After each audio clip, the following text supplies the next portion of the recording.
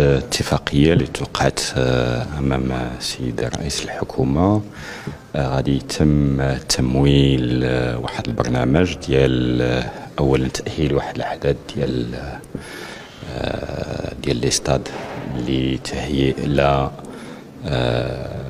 كان 2025 ولا كأس العالم 2030 وبما فيهم المركب الرياضي اللي غادي يكون جديد ديال بن سليمان.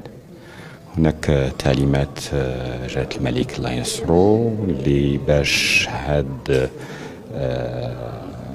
هاد التجهيزات الأساسية تكون في مستوى دولي وتلائم مع بطبيعة الحال كل المعطيات اللي هي ضرورية في ديال دفتر التحملات لا ديال فيفا ولا ديال الكاف. والاشغال راها انطلقات في واحد العدد ديال لاعاده لهذا التاهيل ولا ايضا فيما يخص ستاد ديال بن سليمان باش يكون